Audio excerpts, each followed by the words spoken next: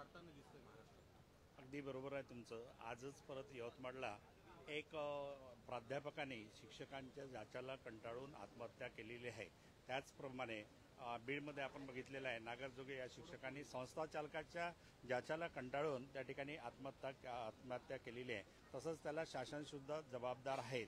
20-20 वर्षापासून टप्पा अनुदान वाढीच्या संदर्भामध्ये वारंवार मागणी होत असताना सभागृहामध्ये दिलेलं आश्वासन सुद्धा पाळलं जात नाही, ही फार मोठी शोकांतिका आहे. तत्कालीन शिक्षण मंत्री आदरणीय दीपकजी केसरकर सर यांनी सभागृहात आश्वासन दिलं.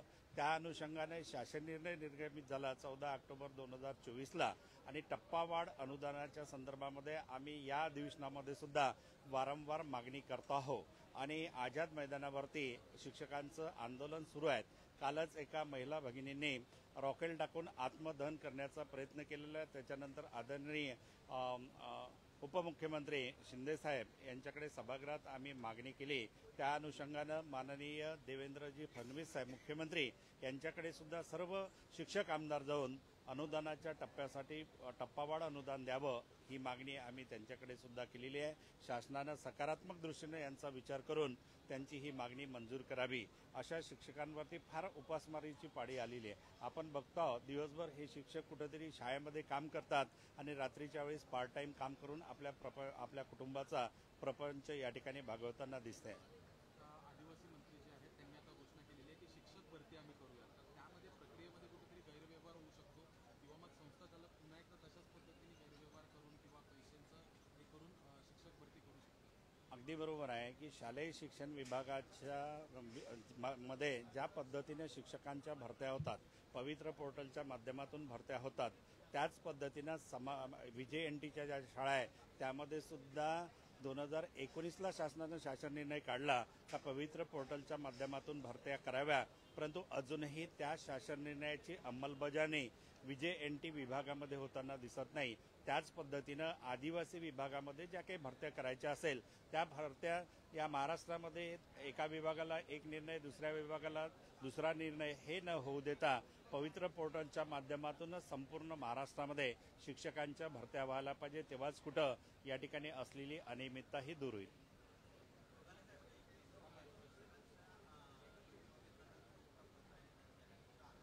कुठला? हो हो हो हो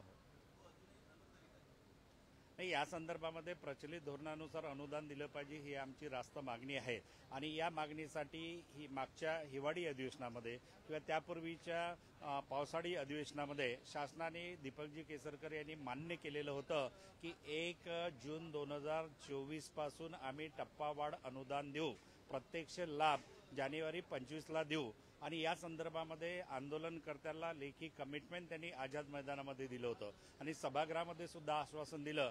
त्या अनुषंगाने शासन निर्णय काढला आणि या मागणीसाठी आम्हाला फक्त 926 करोड रुपयेची गरज होती. पुरवणीमध्ये त्यांनी मंजूर केली नाही. या बजेटमध्ये सुद्धा त्याच्यात कुठलीही तरतूद केलेली नाही. आम्ही वारंवार सभागृहात मागणी करतो. त्यानंतर या ठिकाणी आम्ही दुसरा पर्याय दिला शालेय शिक्षण विभागाला की वेतन व भत्त्यासाठी तुम्ही जर 26,000 करोड दिलेले आहे त्याच्यातले 700-800 करोड या ठिकाणी टप्पावाढ अनुदानाचे 4 हेड आहे, या 4 हेडवरती ट्रान्सफर करा आणि त्या कर्मचाऱ्यांना कमीत कमी 1 एप्रिलपासून टप्पावाढ अनुदान द्या.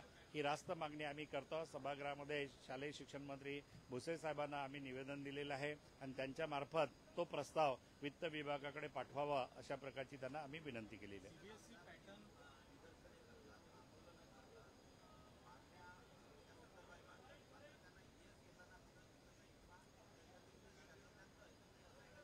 नाही, असं नाही म्हणता येणार. यश काही बाबतीमध्ये येतं, परंतु फायनान्सचे जेव्हा विषय येतात त्यावेळेस कुठंतरी दिरंगाई होताना आपल्याला दिसते आहे.